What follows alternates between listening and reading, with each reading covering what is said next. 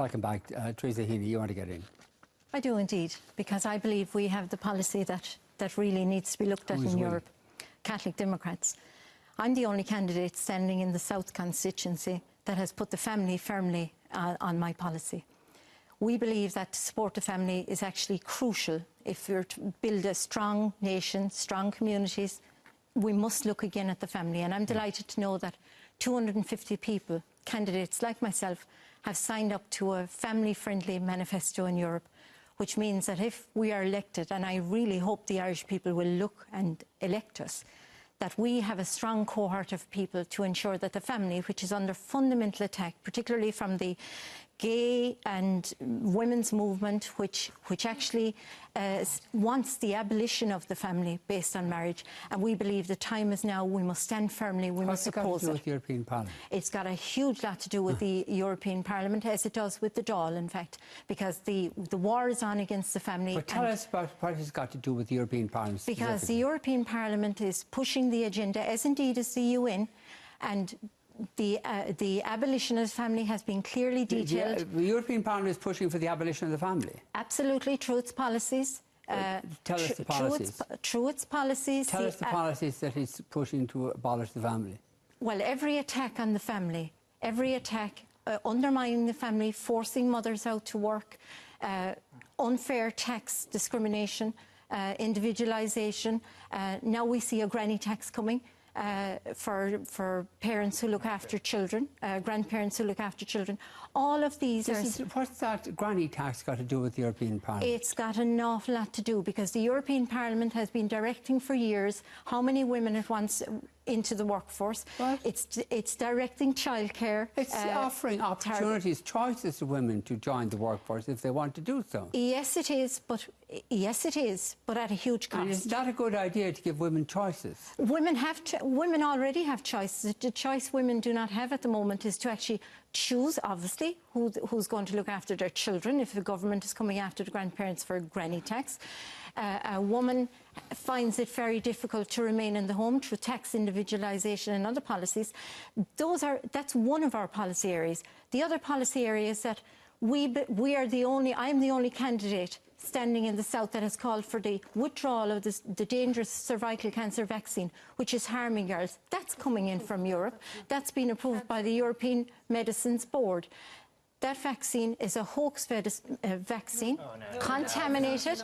It's contaminated and has what's it got to do with the European Parliament? Because the European Medicines Board has approved it for use in countries. What's it got to do with the European Parliament? What can the European Parliament do about that? Because health is wealth, Vincent, and unless we look after the health of the nation, then the wealth goes down. Are you in favour of a granny tax, or are you not? There is no granny tax, and we've there is a granny tax. No, Teresa.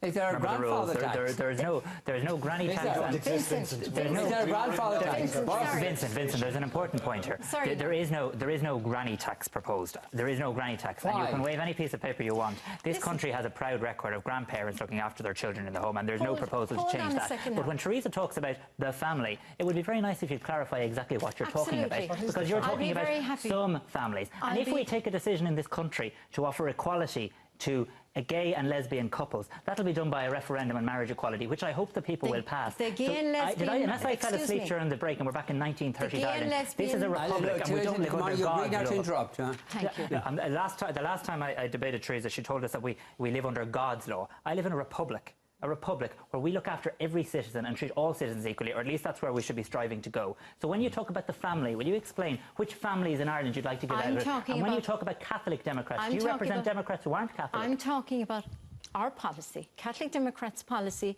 is a policy to support the family based on marriage. The fundamental unit. You haven't once mentioned a male. How can you have a family without males? And that's exactly father, mother, married with children. You seem to be in favour of grandfather tax. That's very dangerous. Fundamental unit of society. Another freedom fall scam. I look after you, Vincent. Go on. Vincent, the Gay Liberation Front published in their manifesto in 1973, revised in 79, that their primary aim is to demolish the family. based on marriage.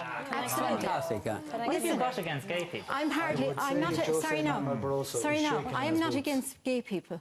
Why aren't you if they're trying to destroy the family? As long as they don't live here. I'm not against gay people. I'm against the agenda that is being pushed by the gay liberation movement. I would ask you, Theresa, together to withdraw with your comments. no, absolutely. I have no intention. This is Christian. This is a Christian. Vincent, may I finish? No, let her finish. And Deirdre asked you a point, or somebody asked you a point. You describe yourself as a Catholic Democrat.